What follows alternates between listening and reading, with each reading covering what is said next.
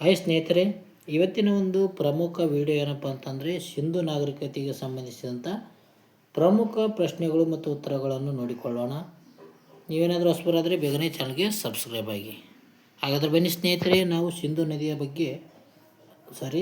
ನಾಗರಿಕತೆ ಬಗ್ಗೆ ಸಂಪೂರ್ಣವಾಗಿ ತಿಳಿದುಕೊಳ್ಳೋಣ. ಓಕೆ, ಹಾಗಾದರೆ ಸಿಂಧು ನಾಗರಿಕತೆಗೆ ಸಂಬಂಧಿಸಿದಂಥ ಮೊದಲ ಒಂದು ಪ್ರಶ್ನೆಯನ್ನು ನಾವು ನೋಡ್ತಾ ಇದ್ದೀವಿ ನೋಡಿ. ಮೊದಲ ಪ್ರಶ್ನೆ, ಸಿಂಧು ಕಣಿವೆ ನಾಗರಿಕತೆಯನ್ನು ಮೊದಲು ಕಂಡುಹಿಡಿದವರು ಯಾರು ಅಂತ ಪ್ರಶ್ನೆ ಕೇಳಲಾಗಿದೆ ನೋಡಿ. ಸಿಂಧು ಕಣಿವೆ ನಾಗರಿಕತೆಯನ್ನು ಮೊದಲು ಕಂಡುಹಿಡಿದಂಥ ವ್ಯಕ್ತಿ ಯಾರು ಅಂತ ಕೇಳಿದ್ದಾರೆ. ಇದಕ್ಕೆ ಸರಿಯಾದ ಉತ್ತರ ನೋಡೋದಾದರೆ ಆಪ್ಷನ್ ಸಿ ನೋಡಿ ಸ್ನೇಹಿತರೆ. ಆಪ್ಷನ್ ಸಿ ದಯಾರಾಮ್ ಸಾನಿ ಅವರು ಏನಪ್ಪ ಅಂತಂದರೆ ಈ ಒಂದು ಸಿಂಧು ನಾಗರಿಕತೆ ಕಣಿವೆಯನ್ನು ಮೊಟ್ಟ ಮೊದಲ ಬಾರಿಗೆ ಕಂಡುಹಿಡಿತಾರೆ. ಯಾವಾಗಪ್ಪ ಅಂತಂದರೆ 1921ರಲ್ಲಿ ಈ ಒಂದು ಸಿಂಧು ನಾಗರಿಕತೆಯನ್ನು ಕಂಡುಹಿಡಿತಾರೆ. ಇದು ಪಾಕಿಸ್ತಾನದಲ್ಲಿ ಕಂಡು ಬರ್ತದೆ ನೋಡ್ರಿ. ದಯಾರಾಮ್ ಸಾನಿ ಇವರು ಕಂಡುಹಿಡಿತಾರೆ. ಇದಕ್ಕೆ ಸರಿಯಾದ ಉತ್ತರ ಆಪ್ಷನ್ ಸಿ ಆಗಿತ್ತು ನೋಡಿ ಸ್ನೇಹಿತರೆ. 1921ರಲ್ಲಿ ದಯಾರಾಮ್ ಸಾನಿ ಅವರು ಹರಪ್ಪ ನಾಗರಿಕತೆಯ ನೆಲೆಯನ್ನು ಕಂಡುಹಿಡಿತಾರೆ. ಇದು ನಾಗರಿಕತೆಯನ್ನು ಜಗತ್ತಿಗೆ ಬೆಳಕಿಗೆ ತಂದರಂಥ ವ್ಯಕ್ತಿ ಯಾರಪ್ಪ ಅಂತಂದರೆ ದಯಾರಾಮ್ ಸಾನಿ ಅವರು ಆಗಿರ್ತಾರೆ ನೋಡ್ರಿ. ಈ ಒಂದು ಹರಪ್ಪ ನಾಗರಿಕತೆ ಇದು ಪಾಕಿಸ್ತಾನದಲ್ಲಿ ಕಂಡು ಬರ್ತದೆ ನೋಡ್ರಿ. ಮುಂದಿನ ಒಂದು ಪ್ರಶ್ನೆ ಹೋಗೋಣ. ಮುಂದಿನ ಒಂದು ಪ್ರಶ್ನೆ, ಮೌಂಟ್ ಆಫ್ ದಿ ಡೆಡ್ ಎಂದು ಕರೆಯಲ್ಪಡುವ ನಗರ ಯಾವುದು? ಮೃತರ ದಿಬ್ಬ ಎಂದು ಕರೆಯುವಂಥ ನಗರ ಯಾವುದು ಅಂತ ಕೇಳಿದ್ದಾರೆ. ಇದಕ್ಕೆ ಸರಿಯಾದ ಉತ್ತರ ನೋಡೋಣ. ಸರಿಯಾದ ಉತ್ತರ ಆಪ್ಷನ್ಸ್ ಬಿ ನೋಡಿ ಸ್ನೇಹಿತರೆ, ಮೇಜೋದಾರು. ಮೇಜೋದಾರು ಏನಪ್ಪ ಅಂತಂದರೆ ಇದನ್ನು ಮೃತವರ ದಿಬ್ಬ ಅಂತ ಕರೀತಾರೆ. ಇದನ್ನು ಸಿಂಧಿ ಭಾಷೆಯಲ್ಲಿ ಕರೀತಾರೆ ನೋಡಿರಿ. ಸಿಂಧಿ ಭಾಷೆಯಲ್ಲಿ ಮೃತರ ದಿಬ್ಬ ಅಥವಾ ಮಡಿದವರ ದಿಬ್ಬ ಎಂದು ಕೂಡ ಕರೆಯುತ್ತಾರೆ. ಮಡಿದವರ ದಿಬ್ಬ ಎಂದು ಕರೀತಾರೆ ನೋಡಿ ಸ್ನೇಹಿತರೆ. ಈಗ ಸರಿಯಾದ ಉತ್ತರ ಯಾವುದಾಗಿತ್ತು? ಮೇಜೋದಾರ ಆಗಿತ್ತು ನೋಡಿ ಸ್ನೇಹಿತರೆ. ಸಿಂಧಿ ಭಾಷೆಯಲ್ಲಿ ಮೇಜೋದಾರವನ್ನು ಎಂದರೇನಪ್ಪ ಅಂತಂದರೆ ಮೃತರ ದಿಬ್ಬ ಅಥವಾ ಮಡಿದವರ ದಿಬ್ಬ ಎಂದು ಕರೆಯುತ್ತಾರೆ. ಇದನ್ನು 1927ರಲ್ಲಿ ಆರ್ ಡಿ ಬ್ಯಾನರ್ಜಿ ಅವರು ಶೋಧನೆ ಮಾಡುತ್ತಾರೆ. ಆರ್ ಡಿ ಬ್ಯಾನರ್ಜಿ ಅವರು 1927ರಲ್ಲಿ ಒಂದು ಮೇಜೋದಾರ ನಗರವನ್ನು ಪತ್ತೆ ಮಾಡುತ್ತಾರೆ ನೋಡ್ರಿ. ಈ ಒಂದು ಸ್ಥಳದಲ್ಲಿ ಏನಪ್ಪ ಅಂತಂದರೆ ಈಜುಕೊಳ ದೊರಕ್ತದೆ. ಇಲ್ಲಿ ನಾವು ಫೋಟೋದಲ್ಲಿ ನೋಡ್ಬೋದು ರೈಟ್ ಸೈಡ್ನಲ್ಲಿ. ಈಜುಕೊಳ ದೊರಕಿದ ಒಂದು ಸ್ಥಳ ಯಾವುದಪ್ಪ ಅಂತಂದರೆ ಇದು ಮೇಜೋದಾರ ನೋಡಿ. ಇದು ಈಜುಕೊಳದಲ್ಲಿ ಸ್ನಾನದ ಗೃಹಗಳು ಕೂಡ ಇರುತ್ತವೆ. ಈ ಒಂದು ಮೇಲ್ಗಡೆ ಈ ಫೋಟೋ ನೋಡ್ಬೋದು ನಾವು. ಮುಂದಿನ ಒಂದು ಪ್ರಶ್ನೆ ಏನಪ್ಪ ಅಂತಂದರೆ ಸಿಂಧು ನಾಗರಿಕತೆಯ ಪ್ರಮುಖ ಬಂದರು ನಗರ ಯಾವುದು ಅಂತ ಕೇಳಿದ್ದಾರೆ ನೋಡ್ರಿ. ಪ್ರಮುಖ ಬಂದರು ನಗರ ಯಾವುದು ಅಂತ ಕೇಳಿದ್ದಾರೆ. ಇದಕ್ಕೆ ಸರಿಯಾದ ಉತ್ತರ ಲೋಥಾಲ್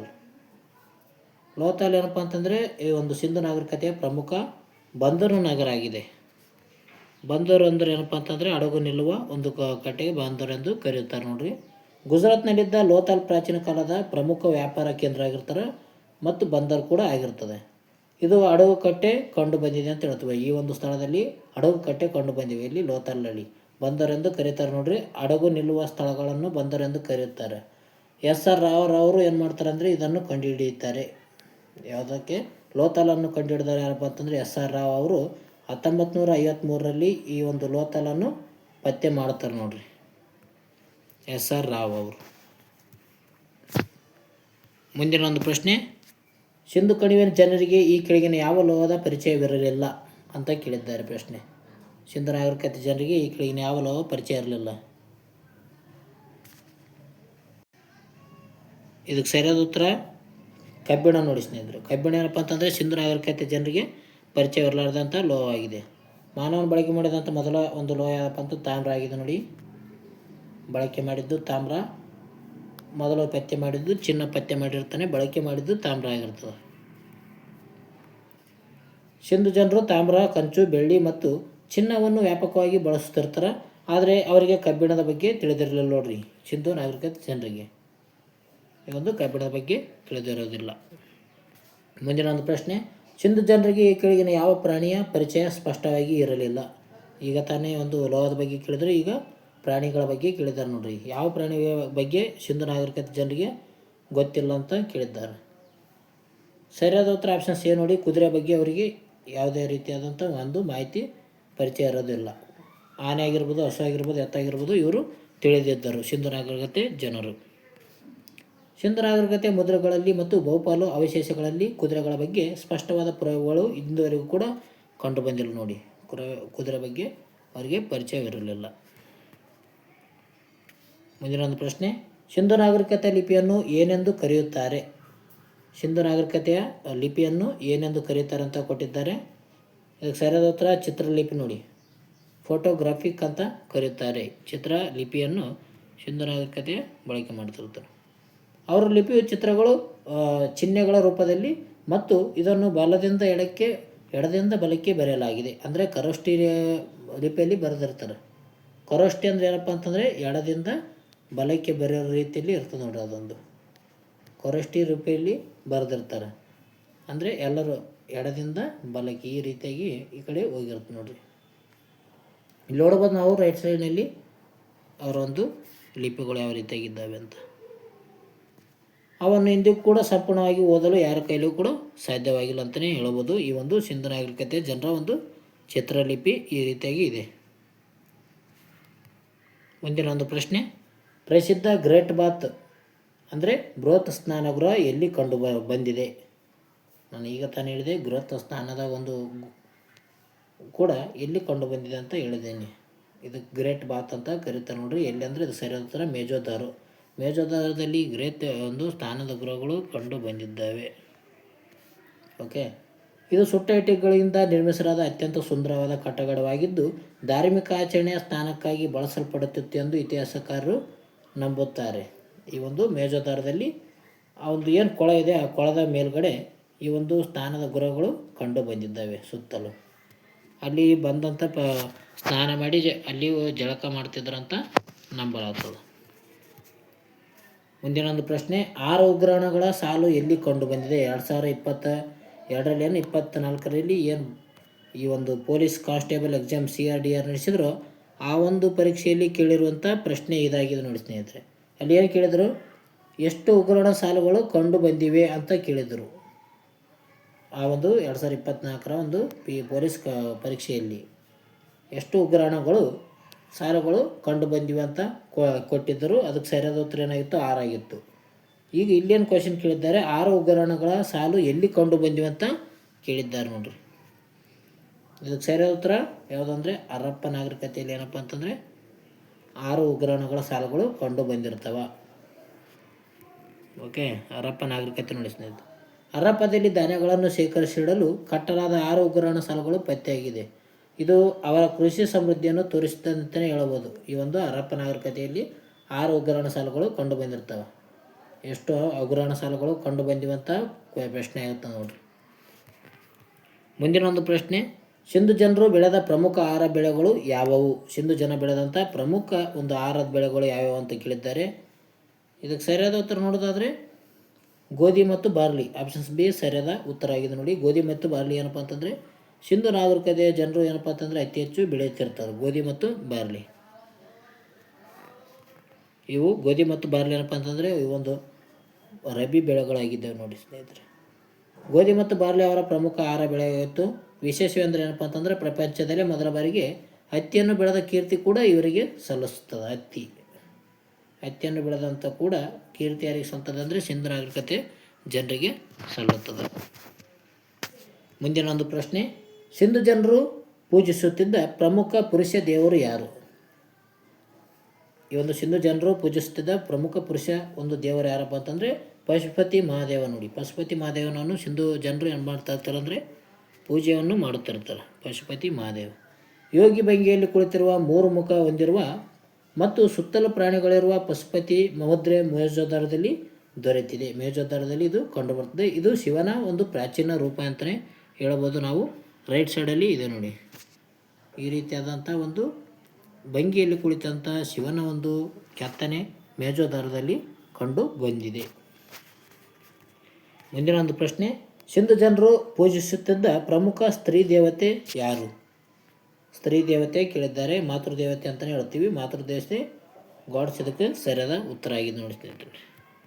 ಮಾತೃದೇವತೆಯನ್ನು ಅವರು ಪೂಜೆ ಮಾಡ್ತಿರ್ತಾರೆ. ಪ್ರಕೃತಿ ಮತ್ತು ಫಲವತ್ತತೆಯನ್ನು ಪ್ರತಿನಿಧಿಸುವ ಮಾತೃದೇವತೆಯ ಅನೇಕ ಮಣ್ಣಿನ ವಿಗ್ರಹಗಳು ಉತ್ಖನಗಳು ಈ ಒಂದು ಸ್ಥಳದಲ್ಲಿ ಸಿಕ್ಕಿವೆ. ಸಿಂಧು ನಾಗರಿಕತೆಯ ಒಂದು ಸ್ಥಳದಲ್ಲಿ ಮಾತೃದೇವತೆಯನ್ನು ದೇವರಾಗಿ ಪೂಜೆ ಮಾಡ್ತಿರ್ತಾರೆ. ಮುಂದಿನ ಒಂದು ಪ್ರಶ್ನೆ, ಹರಪ್ಪ ನಗರವು ಯಾವ ನದಿಯ ದಡದಲ್ಲಿದೆ? ಇದು ಕೂಡ ಪ್ರಮುಖ ಒಂದು ಪ್ರಶ್ನೆ ಆಗಿದೆ ನೋಡಿ. ಹರಪ್ಪ ನಗರವು ಯಾವ ನದಿಯ ದಡದ ಮೇಲೆ ಕಂಡು ಬರ್ತದೆ? ಇದನ್ನೇನು ಮಾಡಿದ್ರೆ ನೀವು ಕಮೆಂಟ್ ಮೂಲಕ ಉತ್ತರವನ್ನು ತಿಳಿಸಿ ಸ್ನೇಹಿತರೆ. ಓಕೆ, ಕಮೆಂಟ್ ಮೂಲಕ ಇದರ ಒಂದು ಉತ್ತರವನ್ನು ತಿಳಿಸಿ. ಹರಪ್ಪ ನಗರವು ಯಾವ ಒಂದು ನದಿಯ ದಡದಲ್ಲಿ ಕಂಡು ಬರ್ತದೆ? ಓಕೆ, ಮುಂದಿನ ಒಂದು ಪ್ರಶ್ನೆ ಹೋಗೋಣ. ಮುಂದಿನ ಒಂದು ಪ್ರಶ್ನೆ ಇದು ಕೂಡ ಅದೇ ರೀತಿ ಇದೆ ನೋಡಿ ಪ್ರಶ್ನೆ ಥರ. ಮುಂದಿನ ಒಂದು ಪ್ರಶ್ನೆ, ಮೇಜೋದಾರದ ನಗರವು ಯಾವ ನದಿಯ ದಡದಲ್ಲಿ ಕಂಡುಬರುತ್ತದೆ? ಮೇಜೋದಾರ ನಗರವು ಯಾವ ನದಿಯ ದಡದ ಮೇಲೆ ಕಂಡುಬರುತ್ತದೆ ಅಂತ ಕೇಳಿದ್ದಾರೆ. ಅದಕ್ಕೆ ಸರಿಯಾದ ಉತ್ತರ ಸಿಂಧು ನದಿಯ ದಡದಲ್ಲಿ ಮೇಜೋದಾರ ನಗರವು ಕಂಡುಬರ್ತದೆ ನೋಡ್ರಿ. ಓಕೆ, ಮೇಜೋದಾರ ಪಾಕಿಸ್ತಾನದ ಸಿಂಧ್ ಪ್ರಾಂತ್ಯದ ಲಾರ್ಕನ್ನ ಜಿಲ್ಲೆಯಲ್ಲಿ ಸಿಂಧು ನದಿಯ ಬಲದಂಡೆ ಮೇಲೆ ಕಂಡು ಬರ್ತದೆ ಅಂತ ಹೇಳ್ಬೋದು. ಲಾರ್ಕನ್ನ ಜಿಲ್ಲೆಯಲ್ಲಿ ಕಂಡು ಬರ್ತದೆ ನೋಡ್ರಿ ಮೇಜೋದಾರು. ಇದು ಸಿಂಧು ನದಿಯ ದಡದ ಮೇಲೆ ಕಂಡು ಬರ್ತದೆ ಮೇಜೋದಾರು. ನರ್ತಕಿಯ ಕಂಚಿನ ಪ್ರತಿಮೆ ಎಲ್ಲಿ ದೊರೆತಿದೆ? ಇದು ಕೂಡ ಪ್ರಮುಖ ಒಂದು ಪ್ರಶ್ನೆ ಇದೆ ನೋಡಿ. 8ನೇ ತರಗತಿ ಬುಕ್ಕಿನಲ್ಲಿ ಕೊಟ್ಟಿದ್ದಾರೆ. ನರ್ತಕಿಯ ಚಿತ್ರ ಜೊತೆಗೆ ಆ ಒಂದು ಕಂಚಿನ ಪ್ರತಿಮೆ ಕೊಟ್ಟಿದ್ದಾರೆ ನೋಡ್ರಿ 8ನೇ ತರಗತಿ ಬುಕ್ಕದಲ್ಲಿ. ನರ್ತಕಿಯ ಕಂಚಿನ ಪ್ರತಿಮೆ ಎಲ್ಲಿ ದೊರೆತಿದೆ ಅಂತ ಕೇಳಿದರೆ ಇದಕ್ಕೆ ಸರಿಯಾದ ಉತ್ತರ ಹರಪ್ಪ ನಗರದಲ್ಲಿ ಏನಪ್ಪ ಅಂತಂದರೆ ಕಂಚಿನ ನರ್ತಕಿ ಒಂದು ಪ್ರತಿಮೆ ಸಿಕ್ಕಿದೆ ಅಂತಲೇ ಹೇಳ್ಬೋದು. ಹರಪ್ಪ ನಗರದಲ್ಲಿ ಮೇಜೋದಾರ ಇದೆ. ಮೇಜೋದಾರ ನೋಡಿ, ಮೇಜೋದಾರದಲ್ಲಿ ಏನಪ್ಪ ಅಂತಂದರೆ ಹರಪ್ಪ ನಗರದಲ್ಲಿ ಏನಪ್ಪ ಅಂತಂದರೆ ಕಂಚಿನ ತಕ್ಕಡಿ ಸಿಕ್ಕಿದೆ. ಕಂಚಿನ ತಕ್ಕಡಿ ಎಲ್ಲಿ ಸಿಕ್ಕಿದೆಪ್ಪ ಅಂತಂದರೆ ಈ ಒಂದು ಹರಪ್ಪ ನಗರದಲ್ಲಿ ಸಿಕ್ಕಿದೆ. ಕಂಚಿನ ತಕ್ಕಡಿ ಸಿಕ್ಕಿದ್ದು ಹರಪ್ಪ ನಗರದಲ್ಲಿ. ಕಂಚಿನ ಈ ಒಂದು ನರ್ತಕಿ ಪ್ರತಿಮೆ ಮೇಜೋದಾರದಲ್ಲಿ ಕಂಡು ಬರ್ತದೆ. ಇದು ಕಂಚಿನಿಂದ ಮಾಡಿದ ಕಲಾಕೃತಿಯಾಗಿದ್ದು ಲೋಹವನ್ನು ಕರಗಿಸಿ ಅಂಚು ಹಾಕುವ ಮೂಲಕ ಅತ್ಯುತ್ತಮ ಕೌಶಲ್ಯವನ್ನು ತೋರಿಸ್ತದೆ ಅಂತ ಹೇಳ್ಬೋದು ನೋಡಿ. ಈ ಒಂದು ಕಂಚಿನ ಕಲಾಕೃತಿಯಾಗಿದೆ ನೋಡಿ ಈ ಒಂದು ನರ್ತಕಿಯ ಚಿತ್ರ. ಓಕೆ, ಈ ಒಂದು ಕಂಚಿನ ತಕ್ಕಡಿಯಲ್ಲಿ ಕಂಡು ಬಂದಿದೆ ಅಂದರೆ ಅದು ಹರಪ್ಪ ನಗರದಲ್ಲಿ ಕಂಡು ಬಂದಿದೆ. ಈ ಒಂದು ಕಂಚಿನ ಪ್ರತಿಮೆ ಸಿಕ್ಕಿರೋದು ಮೇಜೋದಾರದಲ್ಲಿ. ಅದೇ ರೀತಿಯಾಗಿ ಕಪ್ಪೆ ಚಿಪ್ಪಿನ ತಕ್ಕಡಿ ಕೂಡ ಮೇಜೋದಾರದಲ್ಲಿ ಕಂಡು ಬಂದಿದೆ. ಮುಂದಿನ ಒಂದು ಪ್ರಶ್ನೆ, ಕಾಲಿಬಂಗನ್ ಎಂಬ ಪದದ ಅರ್ಥವೇನು ಅಂತ ಕೇಳಿದ್ದಾರೆ. ಇದಕ್ಕೆ ಸರಿಯಾದ ಉತ್ತರ ಕೆಂಪು ಮಡಿಕೆಗಳು. ಇದಕ್ಕೆ ಸರಿಯಾದ ಉತ್ತರ ಆಗಿದೆ ನೋಡಿ. ಕಾಲಿಬಂಗನ್ ಕಪ್ಪು ಬಳೆಗಳು ಏನಿದ್ದಾವೆ, ಕಪ್ಪು ಬಳೆಗಳು ಇದಕ್ಕೆ ಸರಿಯಾದ ಉತ್ತರ. ರಾಜಸ್ಥಾನದಲ್ಲಿರುವ ಈ ಸ್ಥಳದಲ್ಲಿ ಕಪ್ಪು ಬಣ್ಣದ ಬಳೆಗಳ ತಯಾರಿಕಾ ಪ್ರಯೋಗಗಳು ಪತ್ತೆಯಾಗಿದ್ದಾವೆ. ಇದಕ್ಕೆ ಕಾಲಿಬಂಗನ್ ಎಂಬ ಒಂದು ಹೆಸರು ಅದಕ್ಕಾಗಿ ಬಂದಿದೆ. ಅಂದರೆ ಕಪ್ಪು ಬಂಗನ್, ಕಾಲಿಬಂಗನ್ ಅಂತ ಹೆಸರು ಆಗಿದೆ ನೋಡಿ. ಕಪ್ಪು ಅಂದರೆ ಕಾಲಿ, ಬಂಗನ್ ಅಂದರೆ ಬಳೆ ಆಗಿದೆ. ಕಪ್ಪು ಬಳೆಗಳು ಸೇರಿ ಅದು ಕಾಲಿಬಂಗನ್ ಅಂತ ಹೆಸರನ್ನು ಪಡೆದುಕೊಂಡಿದೆ ಕಾಲಿಬಂಗನ್ನಲ್ಲಿ. ಮುಂದಿನ ಒಂದು ಪ್ರಶ್ನೆ, ಸಿಂಧು ನಾಗರಿಕತೆ ಅತ್ಯಂತ ಪ್ರಮುಖ ಲಕ್ಷಣ ಯಾವುದು? ಇದು ಕೂಡ ಇಂಪಾರ್ಟೆಂಟ್ ಆದಂಥ ಪ್ರಶ್ನೆ ಆಗಿದೆ ಅಂತಲೇ ಹೇಳ್ಬೋದು. ಸಿಂಧು ನಾಗರಿಕತೆ ಅತ್ಯಂತ ಪ್ರಮುಖವಾದಂಥ ಲಕ್ಷಣ ಯಾವುದಪ್ಪ ಅಂತಂದರೆ ಸರಿಯಾದ ಉತ್ತರ ನಗರ ಯೋಜನೆ ನೋಡಿ. ಟೌನ್ ಪ್ಲ್ಯಾನಿಂಗ್ ಅವರು ಚೆನ್ನಾಗಿ ಮಾಡ್ತಿರ್ತಾರೆ. ಅಂದರೆ ಒಂದು ನಗರದಲ್ಲಿ ರಸ್ತೆದ ಮಧ್ಯೆ ಬಾಜು ಪಕ್ಕದಲ್ಲಿ ಮನೆ ಇರುತ್ತೆ. ಆ ಒಂದು ಮನೆ ಮುಂದೆ ಯಾವುದೇ ರೀತಿಯ ಒಂದು ಕಿಟಕಿಗಳು ಕಂಡು ಬರೋದಿಲ್ಲ ನೋಡಿ. ಅದೇ ರೀತಿಯಾಗಿ ಪಕ್ಕದಲ್ಲಿ ಚರಂಡಿ, ಒಂದು ಸ್ನಾನದ ತೊಟ್ಟಿಲಿದ್ದು ಚರಂಡಿ ಹೋಗೋಕ್ಕೆ ದಾರಿ ಇರ್ತದೆ ಅಂತ ಹೇಳ್ಬೋದು. ಚರಂಡಿ ಸ್ನಾನದ ಗೃಹದಿಂದ. ಓಕೆ, ಮುಂದಿನ ಒಂದು ಪ್ರಶ್ನೆ ನೋಡೋಣ. ನಗರ ಯೋಜನೆ ಇದರದ ಸರಿಯಾದ ಉತ್ತರವಾಗಿದೆ ನೋಡಿ. ಅತ್ಯುತ್ತಮ ಮತ್ತು ಮುಚ್ಚಿದ ಒಳಚರಂಡಿ ವ್ಯವಸ್ಥೆ ಇವರದು ಪ್ರಸಿದ್ಧಿಯನ್ನು ಪಡೆದುಕೊಂಡಿತ್ತು. ಗ್ರಿಡ್ ಮಾದರಿಯಲ್ಲಿ ಕತ್ತರಿಸುವ ರಸ್ತೆಗಳು ಮತ್ತು ಸುಟ್ಟ ಇಟ್ಟಿಗೆಗಳ ಬಳಕೆ ಅವರ ನಗರ ಯೋಜನೆ ಅದ್ಭುತ ಸಾರುತ್ತದೆ ಅಂತ ಹೇಳ್ಬೋದು. ಈ ಒಂದು ಸಿಂಧು ನಾಗರಿಕತೆ ಜನರದು. ಮುಂದಿನ ಒಂದು ಪ್ರಶ್ನೆ, ಸಿಂಧು ಜನರು ಯಾವ ನಾಗರಿಕತೆಯೊಂದಿಗೆ ಸಂಪರ್ಕ ಹೊಂದಿದ್ದರು? ಸಿಂಧು ನಾಗರಿಕತೆ ಜನರು ಯಾವ ಜನರೊಂದಿಗೆ ಸಂಪರ್ಕ ಹೊಂದಿದ್ದಾರೆ ಅಂತ ಕೇಳಿದ್ದಾರೆ. ಇದನ್ನು ಕಮೆಂಟ್ ಮೂಲಕ ತಿಳಿಸಿ. ಕ್ವಶನ್ ನಂಬರ್ 2 ನೋಡಿ ಸ್ನೇಹಿತರೆ. ಕ್ವಶನ್ ನಂಬರ್ 2 ಅಂತ ಹಾಕಿ ಈ ಒಂದು ಪ್ರಶ್ನೆಗೆ ಉತ್ತರವನ್ನು ತಿಳಿಸಿ. ಓಕೆ, ಮುಂದಿನ ಪ್ರಶ್ನೆ ಹೋಗೋಣ. ಮುಂದಿನ ಒಂದು ಪ್ರಶ್ನೆ ಇದು ಕೂಡ ಇಂಪಾರ್ಟೆಂಟ್ ಆದಂಥ ಪ್ರಶ್ನೆ. ಕೋಟೆ ಇಲ್ಲದ ಏಕೈಕ ಸಿಂಧು ನಗರ ಯಾವುದು ಅಂತ ಕೇಳಿದ್ದಾರೆ ನೋಡಿ. ಕೋಟೆ ಇಲ್ಲದ ಏಕೈಕ ಸಿಂಧು ನಗರ ಯಾವುದು ಅಂತ ಕೇಳಿದ್ದಾರೆ. ಕೋಟೆ ಇಲ್ಲದ ಏಕೈಕ ಸರಿಯಾದ ಉತ್ತರ ಯಾವುದು ಅಂತ ನೋಡೋದಾದರೆ ಚೋನೋದಾರು. ಆಪ್ಷನ್ ಸಿ ಸರಿಯಾದ ಉತ್ತರ ನೋಡ್ರಿ. ಕೋಟೆ ಇಲ್ಲದ ಏಕೈಕ ಸಿಂಧು ನಗರದ ಆಗಿದೆ ಅಂತಲೇ ಹೇಳ್ಬೋದು ಚೋನೋದಾರು ನೋಡ್ರಿ. ಆಪ್ಷನ್ ಸಿ ಸರಿಯಾದ ಉತ್ತರ. ಈ ಒಂದು ನಗರದಲ್ಲಿ ಏನಪ್ಪ ಅಂತಂದರೆ ಎತ್ತರವಾದ ಕೋಟೆ ಕಂಡು ಬಂದಿಲ್ಲ. ಇದು ಬಳೆ ಮತ್ತು ಮಣಿಗಳ ತಯಾರಿಕಾ ಪ್ರಮುಖ ಕೇಂದ್ರವಾಗಿರ್ತದೆ. ಚೋಳದಾರ ಏನಪ್ಪ ಅಂತಂದರೆ ಈ ಒಂದು ಸ್ಥಳದಲ್ಲಿ ಯಾವುದೇ ರೀತಿಯ ಕೋಟೆಗಳು ಕಂಡು ಬಂದಿರೋದಿಲ್ಲ.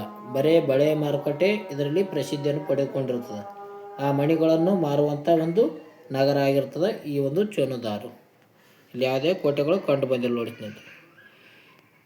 ಮುಂದಿನ ಒಂದು ಪ್ರಶ್ನೆ, ಅತ್ಯುತ್ತಮ ನೀರು ನಿರ್ವಹಣೆ ವ್ಯವಸ್ಥೆ ಎಲ್ಲಿ ಕಂಡು ಬಂದಿದೆ?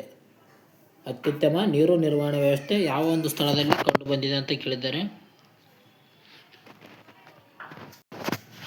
ಅತ್ಯುತ್ತಮ ನೀರು ನಿರ್ವಹಣೆ ವ್ಯವಸ್ಥೆ ಕಂಡು ಬಂದಂಥ ಸ್ಥಳ, ಇದಕ್ಕೆ ಸರಿಯಾದ ಉತ್ತರ ಆಪ್ಷನ್ಸ್ ಬಿ ನೋಡಿ ಸ್ನೇಹಿತರೆ, ಧೋಲವೀರ. ಧೋಲವೀರದಲ್ಲಿ ಏನಪ್ಪ ಅಂತಂದರೆ ಒಂದು ನೀರಿನ ಸಂಸ್ಕರಣಾ ಟ್ಯಾಂಕರ್ ಇರ್ತದೆ, ಒಂದು ಘಟಕ ಇರ್ತದೆ ಅಂತಲೇ ಹೇಳ್ಬೋದು. ಒಂದು ನೀರಿನ ಸಂಸ್ಕರಣಾ ಟ್ಯಾಂಕರ್ ಧೋಲವೀರದಲ್ಲಿ ಕಂಡು ಬಂದಿದೆ. ಓಕೆ, ಧೋಲವೀರ ಇದಕ್ಕೆ ಸರಿಯಾದ ಉತ್ತರ ನೋಡಿ. ಗುಜರಾತ್ನಲ್ಲಿ ಕಂಡುಬರುವಂಥ ಒಂದು ಕಚ್ಚಾ ಪ್ರದೇಶದಲ್ಲಿರುವ ಧೋಲವೀರದಲ್ಲಿ ಮಳೆ ನೀರನ್ನು ಕೊಯ್ಲು ಮಾಡುವ ಮತ್ತು ಶೇಖರಿಸುವ ಅತ್ಯಾಧುನಿಕ ಜಲಾಂಶಗಳು ವ್ಯವಸ್ಥೆ ಕಂಡು ಬಂದಿದ್ದಾವೆ. ಇದು ನೋಡಿ, ಈ ಒಂದು ಧೋಲವೀರದ ಸ್ಥಳದಲ್ಲಿ, ಇದು ಗುಜರಾತ್ ರಾಜ್ಯದಲ್ಲಿ ಕಂಡುಬರ್ದ ಕಚ್ಚಾ ಪ್ರದೇಶದಲ್ಲಿ ಕಂಡುಬರುತ್ತೆ ನೋಡಿ. ಇಲ್ಲಿ ಮಳೆ ನೀರನ್ನು ಶೇಖರಣೆ ಮಾಡುವಂಥ ಒಂದು ಪ್ರಮುಖವಾದಂಥ ಜಲಾಶಯಗಳು ಪತ್ತೆಯಾಗಿದ್ದಾವೆ ಧೋಲವೀರದಲ್ಲಿ. ಸಿಂಧು ನಾಗರಿಕತೆ ಅವನತಿಗೆ ಪ್ರಮುಖ ಕಾರಣ ಏನಂತ ಕೊಟ್ಟಿದ್ದಾರೆ. ಕೊನೆಯದಾಗಿದೆ ನೋಡಿ ಸ್ನೇಹಿತರೆ, ಕೊನೆಯ ಪ್ರಶ್ನೆ, ಸಿಂಧು ನಾಗರಿಕತೆ ಅವನತಿಗೆ ಪ್ರಮುಖ ಕಾರಣವೇನು? ಇದಕ್ಕೆ ಸರಿಯಾದ ಉತ್ತರ, ಪ್ರಮುಖ ಕಾರಣ ಏನಪ್ಪ ಅಂತಂದರೆ ಆಪ್ಷನ್ ಸಿ ನೋಡಿ, ಹವಾಮಾನ ಬದಲಾವಣೆ ಮತ್ತು ಪ್ರವಾಹ. ಹಲವಾರು ವಿದ್ವಾಂಸರು ಏನು ಹೇಳ್ತಾರಪ್ಪ ಅಂತಂದರೆ ಸಿಂಧು ನಾಗರಿಕತೆಯ ಒಂದು ಅವನತಿಗೆ ಕಾರಣ ಏನಪ್ಪ ಅಂತಂದರೆ ಆರ್ಯ ದಾಳಿ ಆಗಿರ್ಬೋದು ಅಥವಾ ಭೂಕಂಪ ಕೂಡ ಆಗಿರ್ಬೋದು, ಸಂಭವಿಸಿರ್ಬೋದು. ಅದಕ್ಕಾಗಿ ಅವರು ಅವರ ನೆಲೆಯನ್ನು ಬಿಟ್ಟಿದ್ದಾರೆ ಅಂತ ಹೇಳಿದ್ದಾರೆ. ಅದರ ರೀತಿಯಾಗಿ ಹಲವಾರು ದಾಳಿಯ ಕೂಡ ಕಾರಣ ಅಂತ ಹೇಳಿದ್ದಾರೆ. ಡಿ ಡಿ ಕೋಸಂಬಿ ಅವರು ಕೂಡ RDB ಅವರು ಬ್ಯಾನರ್ಜಿ ಅವರು ಹೇಳಿದ್ದಾರೆ ನೋಡಿ. ಹವಾಮಾನ ಬಗ್ಗೆ ಇದರಲ್ಲಿ ಪ್ರಮುಖವಾದಂಥ ಒಂದು ಅವನತಿಗೆ ಕಾರಣವಾಗಿರ್ತದೆ ಹವಾಮಾನ ಬದಲಾವಣೆ. ಅಲ್ಲಿ ಹರಿಯುವಂಥ ನೀರು ಏನಪ್ಪ ಅಂತಂದರೆ ಅದು ನಿಂತ ಕಾರಣ ಬರಗಾಲ ಉಂಟಾಗಿಸಿಂದ ಅವರು ತಮ್ಮ ನೆಲೆಯನ್ನು ಬದಲಾವಣೆ ಮಾಡಿಕೊಂಡಿರ್ತಾನೆ. ಓಕೆ, ಇದಕ್ಕೆ ಪ್ರಮುಖ ಕಾರಣ ಹವಾಮಾನ ಬದಲಾವಣೆ ಆಗಿದೆ ನೋಡಿ. ಅವನತಿಗೆ ನಿಖರವಾಗಿ ಒಂದೇ ಕಾರಣವಿಲ್ಲದಿದ್ದರೂ ನೈಸರ್ಗಿಕ ವಿಪತ್ತುಗಳು ಮತ್ತು ಸರಸ್ವತಿ ನದಿಯಂಥ ಪ್ರಮುಖ ನದಿಗಳು ಬತ್ತಿ ಹೋಗಿದ್ದು ಈ ಪರಿಸರದ ಬದಲಾವಣೆಗಳು ಪ್ರಮುಖ ಕಾರಣವೆಂದು ವಿದ್ವಾಂಸರು ಒಪ್ಪುತ್ತಾರೆ ನೋಡಿ. ಈ ಒಂದು ಹವಾಮಾನ ಬದಲಾವಣೆಯಿಂದ ಅಲ್ಲಿರೋ ಜನರು ಬೇರೆ ಕಡೆ ಪಲಾಯನ ಮಾಡಿದರು ಅಂತ ಹೇಳಿದ್ದಾರೆ ಈ ಒಂದು ವಿದ್ವಾಂಸರು. ಇವೇನಪ್ಪ ಅಂತಂದರೆ ಸಿಂಧು ನಾಗರಿಕತೆಗೆ ಸಂಬಂಧಿಸಿದಂಥ ಪ್ರಮುಖ ಒಂದು ಪ್ರಶ್ನೆಗಳಂತಲೇ ಹೇಳ್ಬೋದು. ಓಕೆ, ಈ ರೀತಿಯಾಗಿ ನಾವು ಚಾಪ್ಟರ್ ವೈಸ್ ಕ್ವಶನ್ನ ಬಿಡಿಸಿದಾಗ ಮಾತ್ರ ಆ ಒಂದು ಚಾಪ್ಟರ್ ಮೇಲೆ ನಮ್ಮ ಒಂದು ಹಿಡಿತ ಎಷ್ಟಿದೆ ಅಂತ ನಮಗೆ ಗೊತ್ತಾಗುತ್ತೆ. ಈ ಒಂದು 2 ಕ್ವಶನ್ಗಳಿಗೆ ನೀವು ಉತ್ತರವನ್ನು ಹೇಳಿ. ಈಗ ಕೊಟ್ಟಿರೋ ಒಂದು 2 ಕ್ವಶನ್ಗಳಿಗೆ ಉತ್ತರವನ್ನು ಕಮೆಂಟ್ ಮೂಲಕ ತಿಳಿಸಿ ಸ್ನೇಹಿತರೆ. ಓಕೆ, ಚಾಪ್ಟರ್ ವೈಸ್ ಇವತ್ತೇನಿತ್ತು ಸಿಂಧು ನಾಗರಿಕತೆ ಇತ್ತು. ಇದೇ ರೀತಿಯಾದ ಒಂದು ಚಾಪ್ಟರ್ ವೈಸ್ ಕ್ಲಾಸ್ ಜೊತೆಗೆ ಚಾಪ್ಟರ್ ವೈಸ್ ಈ ಒಂದು MCQಸನ್ನು ಕೂಡ ಮಾಡೋಣ. ಈ ರೀತಿಯಾಗಿ ದಿನನಿತ್ಯ ಮಾಡಿದಾಗ ನಿಮ್ಮ ಒಂದು ಏನಂತಂದರೆ ಜ್ಞಾನ ಡೆವಲಪ್ ಆಗುತ್ತೆ ಅಂತಲೇ ಹೇಳ್ಬೋದು. ಓಕೆ ಸ್ನೇಹಿತರೆ, ಈ ಒಂದು ವಿಡಿಯೋ ಇಷ್ಟ ಆಯಿತು ಅಂದರೆ ಲೈಕ್ ಮಾಡಿ, ಶೇರ್ ಮಾಡಿ, ಸಬ್ಸ್ಕ್ರೈಬ್ ಮಾಡಿ. ಓಕೆ, ಮುಂದಿನ ವಿಡಿಯೋದಲ್ಲಿ ಸಿಗೋಣ. ಟೇಕ್ ಕೇರ್, ಬಾಯ್. ವಿಡಿಯೋ ಇಷ್ಟ ಆಗಿತ್ತು ಅಂದರೆ ಸೂಪರ್ ಅಂತ ಕಮೆಂಟ್ ಹಾಕಿ. ಮುಂದಿನ ವಿಡಿಯೋದಲ್ಲಿ ಆದಷ್ಟು ಬೇಗ ಸಿಗೋಣ. ಓಕೆ, ಟೇಕ್ ಕೇರ್, ಬಾಯ್.